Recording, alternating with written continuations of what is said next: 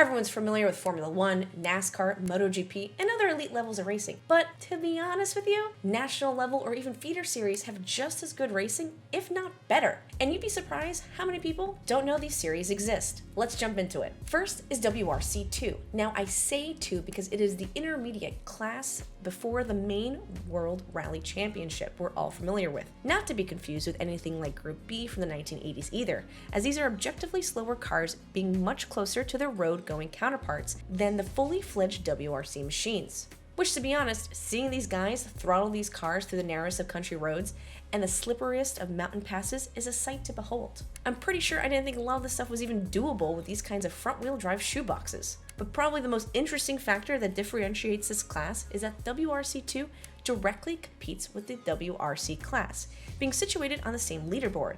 And if the rally proves to be one of attrition, there is the outside chance that one of the WRC2 cars manages to clinch the overall podium. Although it does have its own results, there will be a winner and a top 3 of the WRC2 class. It can also be home to drivers that want to keep themselves busy in between other duties, such as the extremely likable and incredible Shane Van Gisbergen, grabbing a 3rd place in the class at Rally New Zealand in 2022 and 9th overall. Next up is probably one of the most accessible motorsports unknown to most people. Fanatec GT World Challenge. It is entirely free to spectate on YouTube and Twitch, and very rarely having a weekend with no action whatsoever. With its main 4 series being in North America, Europe, Australia, and East Asia, it can likely suit whatever your time zone demands. Then, on top of that, you have the regional series, which are also broadcast on the same channel. For example, British GT, one of the premier series of its type, and with both endurance and sprint races, there's also plenty of variety. There are no prototypes or hypercars here, unfortunately, but it makes up for that with the absurdly large fields it has for some of the endurance races, coming at you with another example with the 24 Hours of Spa this year, where 70 cars took place. And I know Spa is one of the longest circuits that still exists today, but even still, 70 cars would regularly have it congested with cars scrapping for position. British touring cars is arguably one of the most entertaining series of its type. Even though there are numerous national touring car series around the planet, few are as entertaining and readily available than the BTCC. With a huge variety of machinery compared to most series, even having different drivetrains dependent on what manufacturer is sported.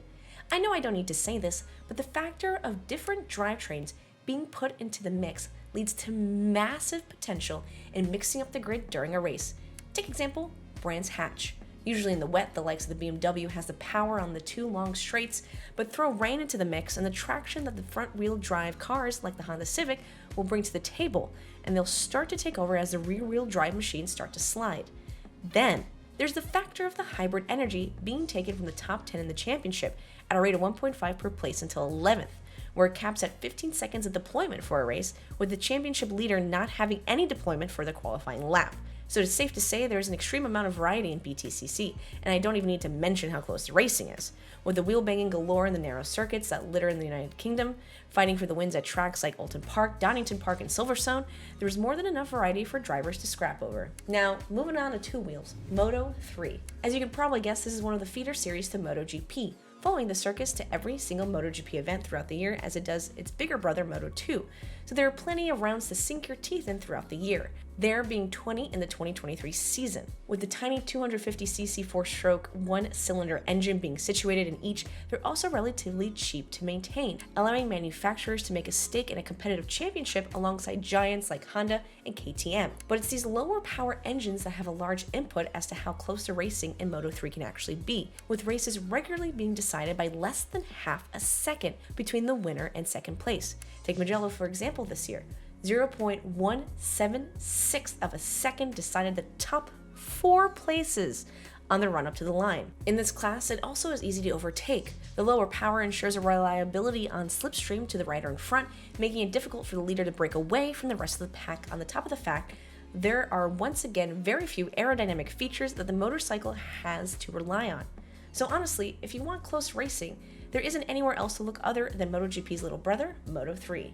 Last but certainly not least to mention on this list I have yet to exhaust is Moto America. Once again, a free-to-watch series that's primarily live stream on YouTube, and is essentially the premier national series for motorcycle racing in the United States, with a huge variety of circuits that include a visit to Daytona International Speedway, where the annual Daytona 200 is held. Primarily being a superbike championship, there are 2 to 3 races held every race weekend, with the exception of the Daytona round, which just has the 200.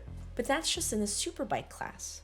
Overall, Moto America is a host to 8 different classes of varying types of two-wheeled machinery, from the hulking King of the Baggers class, which sees the manufacturers of Harley-Davidson and Indian scrap for championships alongside veteran riders, to the far more agile Junior Cup that sees some of the best of America's talent fight to move up the ranks of motorcycle racing on the backs of Honda, Kawasaki, KTM, and Yamaha. We also see many of the successful riders throughout these classes move over to Moto II to try to prove their worth before a probable MotoGP ride. These names include Joe Roberts and Sean Dale Kelly, of which still reside in Moto II to present day. There are literally hundreds of racing series out there, many of which aren't mentioned here, but the key to get across in this video is that there are far more motorsports than just the elite championships you always see in the headlines.